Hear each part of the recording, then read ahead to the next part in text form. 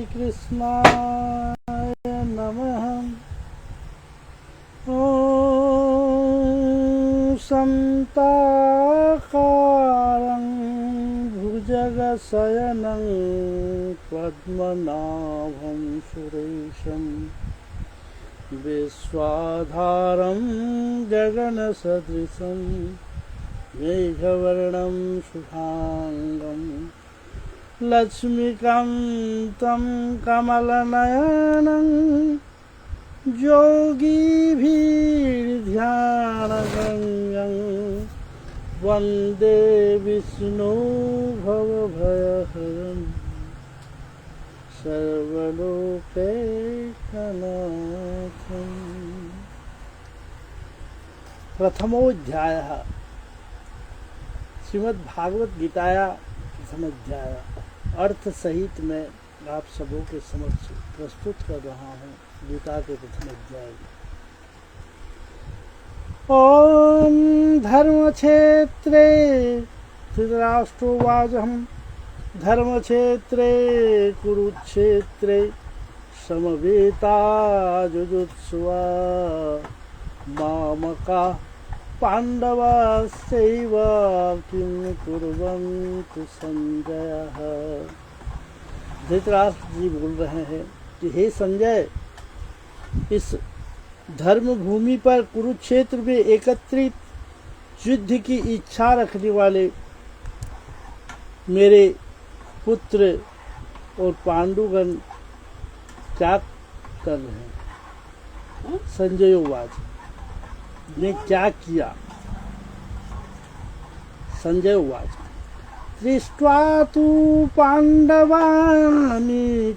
मूढः दुर्योधनस्तथा आचार्यम् उपसंगम्य राजा वचनमब्रवीत्।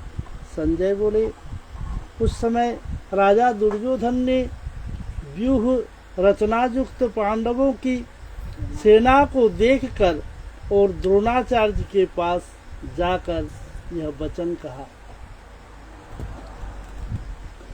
पश्येतां पाण्डुपुत्राणाम् आचार्यं महतीचमुं व्यूढां द्रुपदपुत्रेण तव शिष्येन धीमता। हे आचार्य, आपके बुद्धिमान शिष्य द्रुपद पुत्र धृष्टद्युम्न द्वारा व्यूहाकार खड़ी की हुई इस पांडु पुत्रों की बड़ी भारी सेनाओं को देखिए। अत्र शूरा महेश्वासा भीमार्जुन समायुधि युयुधानो विराटश्च द्रुपदश्च महारथः धृष्टकेतुश्च केतान् काशीराजश्च बीर्जवान् पुरुजित् कुन्तिभोजश्च सेव्यश्च नरपुङ्गवः युधामन्युश्च विक्रान्त उत्तमोजाश्च बीर्जवान् सुभद्रो द्रौपदेयश्च सर्व एव महारथा। इस सेना में बड़े बड़े धनुषों वाले और युद्ध में भीम अर्जुन के समान सूरवीर सात्विकी विराट महारथी राजा द्रुपद एवं धृष्टकेतु और चेकितान बलवान काशीराज पुरजीत कुंतीभोज मनुष्यों के श्रेष्ठ सेव्य पराक्रमी युधामन्यु और बलवान उत्तम मौज सुभद्र पुत्र अभिमन्यु एवं द्रौपदी के पांचों पुत्र ये सभी महारथी हैं। और अस्माकं तु विशिष्टाये तन्निबोधदिजोत्तम नायका मम सैन्यस्य संज्ञार्थातान ब्रवीमि ते। हे ब्राह्मण श्रेष्ठ, आपने पक्ष में भी जो प्रधान है उनको आप समझ लीजिए, और आपकी जानकारी के लिए मेरी सेना के जो सेनापति हैं उनको बताता हूँ। भवान भीष्मश्च कर्णश्च कृपश्च समितिञ्जय अश्वस्थमा विकर्णश्च सोमदत्ति तथैव च। द्रोणाचार्य और पितामह भीष्म तथा कर्ण, संग्राम विजय, कृपाचार्य, वैसे ही अश्वस्थमा विकर्ण और सोमदत्त का पुत्र भूरिश्रवा। अन्ये च बहवा शूरा मदर्थे त्यक्तजीविता नाना शस्त्रस्य प्रहारणा सर्वे युद्ध विशारदा। और भी मेरे लिए जीवन की आशा त्याग देने वाले बहुत से शूरवीर, अनेक प्रकार के शस्त्रों से सुसज्जित और सब के युद्ध में निपुण और चतुर हैं। अपर्याप्त तदस्माकं बलभीष्माभिरक्षितं पर्याप्तं वेदमेतेषां बलं भीमाभिरक्षितं। भीष्म पितामह द्वारा रक्षित हमारे वह सेना सब प्रकार से अजेय, और भीम द्वारा रक्षित इन लोगों की यह सेना जीतने में सुगम है। अयनेषु च सर्वेषु यथा भागम् अवस्थिता भीष्ममेवाभिरक्षन्तु भवन्तः सर्व एव हि। इसलिए सब मोर्चा पर अपनी अपनी जगह स्थित रहते हुए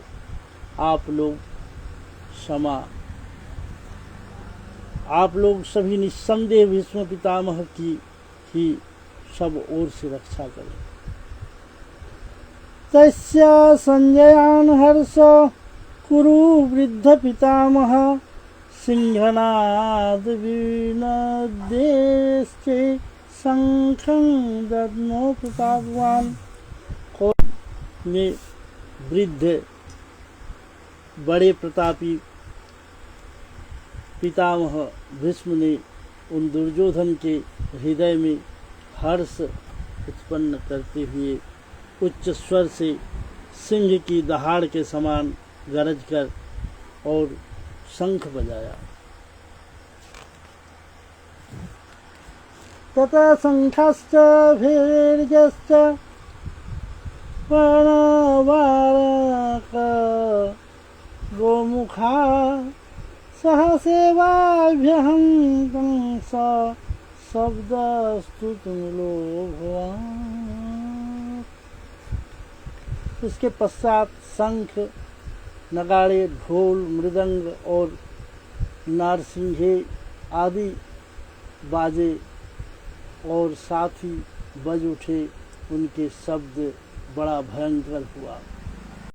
ततः श्वेतहर्षयुक्ते महती सनंदने स्थितो माधवो पांडवश्चैव दिव्यो शंख प्रदद्मतु। इसके अनंतर सफेद घोड़े से युक्त उत्तम रथ में बैठकर श्री कृष्ण महाराज और अर्जुन भी अलौकिक शंख बजाए। पांचजन्यं ऋषिकेशो देवदत्त धनंजय पूंड्रं दद्मो महाशंखं भीमकर्माविकोदरः।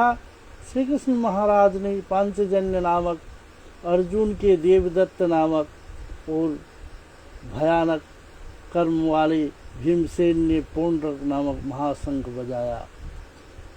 अनंतं विजयो राजा कुंतीपुत्रो युधिष्ठिर नकुल सहदेवश्च सुघोषो मणिपुष्पको।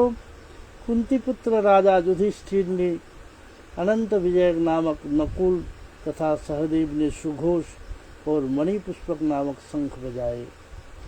काश्यश्च परमेश्वासो शिखंडी च महारथ धृष्टद्युम्नो विराटश्च सात्तकीश्च पराजिता। द्रुपदो द्रुपदश्च सर्वश पृथिवीपते सौभद्रश्च महाबाहु संखंडनु पृथक पृथक। श्रेष्ठ धनुष वाले काशीराज महारथी शिखंडी धृष्टद्युम्न तथा राजा विराट, अजेय सात्वकी राजा द्रुपद और द्रौपदी के पांचों पुत्र, बड़ी भुजा वाले सुभद्रा पुत्र अभिमन्यु, इन सभी ने हे राजन सब ओर से अलग अलग शंख बजाए। सघोषं आर्तराष्ट्राणां हृदयानि व्यदारतं नभश्च पृथिवीश्चैव तुमुलो व्यनुनादयन्। और उस भयानक शब्द ने आकाश और पृथ्वी को गुंजायमान करते हुए धृतराष्ट्र के अर्थात आपके पक्ष वाले के हृदय विदीर्ण कर दिए। अथ व्यवस्थितां दृष्टा धृतराष्ट्रां कपिध्वजा प्रवृत्ते शास्त्र संपाते धनुरुद्यम्य पाण्डवा। ऋषिकेशस्तदा वाक्यं निदं प्राह महीपते अर्जुनोवाचहं सेनयोरुभयोर्मध्ये रथं स्थाप्य मे अच्युताम्। हे राजन, इसके बाद कपिध्वज अर्जुन ने मोर्चा बांधकर डटे हुए धृतराष्ट्र संबंधियों को देखकर उस शस्त्र चलाने की तैयारी के समय धनुष उठाकर ऋषिकेश श्री कृष्ण महाराज से यह वचन कह रहा है कि हे अच्युत, मेरे रथ को दोनों सेनाओं के बीच खड़ा कीजिए। जावत देतान निरीक्षेहं योद्धुकामान् व्यवस्थितान् कैर्माया सह योद्धव्यम् अस्मिन् समुद्यमे। और जब तक कि मैं युद्ध क्षेत्र में डटे हुए और युद्ध के अभिलाषी इन विपक्षियों के योद्धाओं के भली कार से देख लूँ तब तक इस युद्ध के व्यापार में मुझे किन किन साथ से युद्ध करना योग्य होगा और तब तक उसे खड़ा रखिए। ज्योतिष्य मानवेक्षेहं जायते समागता धृतराष्ट्रस्य दुर्बुद्धे युद्धे प्रियचिकीर्षया। दुर्बुद्धि दुर्योधन का युद्ध में हित चाहने वाले जो ये राजा लोग इन सेनाओं में आए हैं, इन युद्ध के करने वालों को मैं देखूंगा। संजयोवाचहम् एव मुक्तो ऋषिकेशो गुडाकेशेन भारत सेनारुभयोर्मध्ये स्थापयित्वा रथोत्तमम्। भीष्मद्रोणप्रमुखतः सर्वेषां च महिषितान् उवाचो पार्थ पश्येतान् समावेतान् कुरुनिति। संजय बोले, हे धृतराष्ट्र, अर्जुन द्वारा इस प्रकार कहे जाने पर महाराज श्री कृष्णचंद्र ने दोनों सेनाओं के बीच भीष्म और द्रोणाचार्य के सामने तथा संपूर्ण राजाओं के सामने उत्तम रथ को खड़ा करके और इस प्रकार कहा कि हे पार्थ, युद्ध के लिए जुटे हुए इन कौरवों को देख। तत्र पश्यन्त स्थितां पार्थ पितॄन् पितामहान् आचार्यान् मातुलान् भ्रातान् भ्रातृपुत्रान् सखे तथा ससुरान् सुहृदश्चैव सेनयोरुभयोरपि। इसके बाद पितापुत्र अर्जुन ने उन दोनों ही सेनाओं के स्थित ताऊ चाचाओं को, दादाओं परदादाओं को, गुरुओं को, मामाओं को, भाइयों को, पुत्रों को, पौत्रों को तथा मित्रों को, ससुरों को, सुहृदों को देखा और तन् समीक्षन् शकुन्तेय सर्वबन्धून् अवस्थितान् कृपया परयाविष्टु विसीदन्निदमब्रवीत्।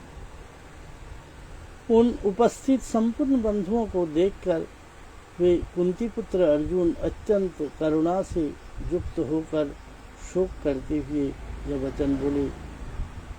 वे का उत्तरार्ध की ओर 28वें पूर्वार्ध। अर्जुनोवाचहं दृष्टेमं स्वजनं कृष्णं जुजुत्सु समुपस्थितं सीदन्ति मम गात्राणि मुखं च परिशुध्यति वेपथुश्च शरीरे मे रोमहर्षं च जायते। अर्जुन बोले, हे कृष्ण, युद्ध के क्षेत्र में डटे हुए युद्ध के अभिलाषी इन स्वजन समुदाय को देखकर मेरे अंग शिथिल हुए जा रहे हैं और मुँह सूखने जा रहा है और मेरे शरीर में कंपायमान और रोमांचित होने लगते हैं। गांडीवं शस्त्रं च हस्तस्तवेश्च परिदध्यते न च शक्रन्यवस्तुं भ्रमति वच मे मनः। हाथ में गांडीव धनुष गिर जा रहा है, त्वचा भी बहुत जल रही है और तथा मेरा मन भ्रमित सा हो जा रहा है, इसलिए मैं खड़ा रहने को सामर्थ्य नहीं हूँ।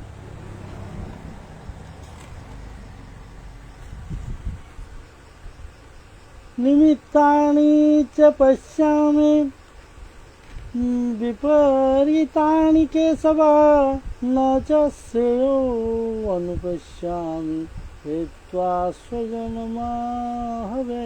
हे केशव, मैं लक्षणों को विपरीत ही देख रहा हूँ तथा युद्ध स्वजन समुदाय को पाकर कल्याण भी नहीं देखता।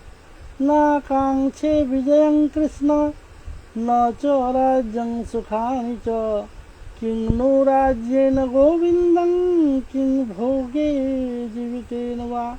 हे कृष्ण, मैं न तो विजय चाहता हूँ, न ही राज्य चाहता हूँ, न ही सुख ही चाहता हूँ।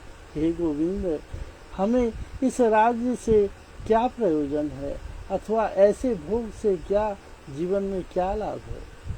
येषामर्थे आकांक्षितं नो राज्यं भोगशोकानि च त इमे अवस्थितयुद्धानि प्राणास्तक्त्वा धनानि च।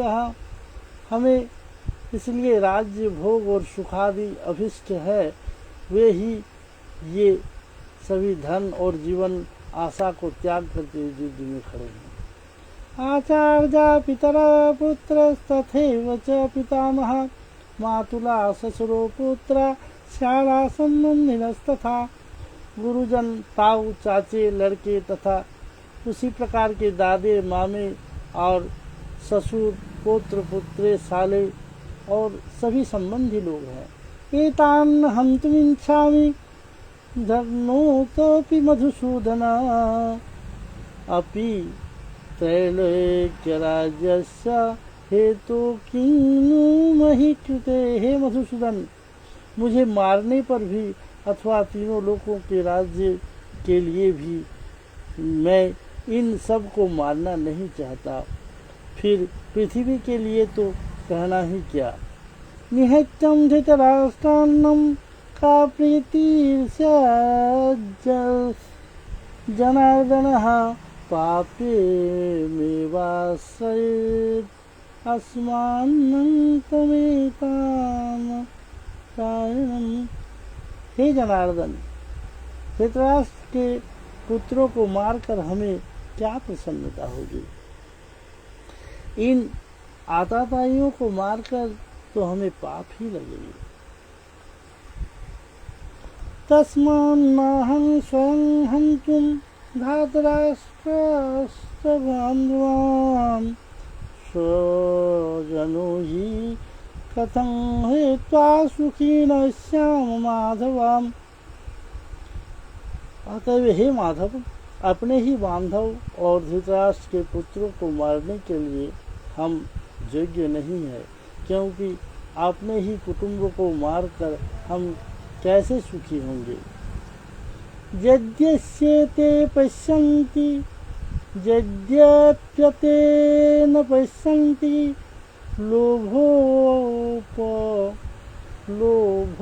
लोभोपहतचेतसा कुलक्षयकृतं दोषं मित्रद्रोहे च पातकं कथं न ज्ञेयस्माभिर्पापदस्मादिवर्तिहन्तं कुलक्षयकृतं दोषं पापस्यं न जनार्दनः। यद्यपि लोभ से भ्रष्ट चित्त होकर ये लोग कुल के नाश से उत्पन्न दोष और मित्रों के विरोध करने में पाप को नहीं देखते, तो भी हे जनार्दन, कुल के नाश के उत्पन्न और दोषों को जानने वाले हम लोग को इस पाप से हटने के लिए क्यों नहीं विचार करना चाहिए। कुलक्षये प्रणश्यन्ति कुलधर्मा सनातना धर्मे नष्टे कुलं कृत्स्नं स धर्मो अभिवत्युतः। कुल के नाश से सनातन कुल धर्म नष्ट हो जाते हैं और धर्म के नाश हो जाने पर संपूर्ण कुल में पाप और बहुत फैल जाते हैं। अधर्माभिभावान् कृष्णं प्रदुष्यन्ति कुलाश्रिया स्त्रीषु दुष्टासु वर्ष्णीय जायते वर्णशंकरम। श्री कृष्ण, पाप के अधिक बढ़ जाने से कुल की स्त्रियां अत्यंत दूषित हो जाती है और हे वर्षणीय, स्त्रियों के दूषित हो जाने पर वर्ण संकर उत्पन्न होते हैं और संकरो नरकायेयं कुलाद्नाद कुलस्य च पतन्ति पितरो येषां लुप्तपिण्डोदकक्रिया। वर्ण संकर होने से कुलघातिनी को कुल को नरक में ले जाने के लिए हो जाता है। लुप्त हुए पिंड जल की क्रिया वाले अर्थात श्राद्ध तर्पण आदि से वंचित होकर पितरों को उद्योग गति की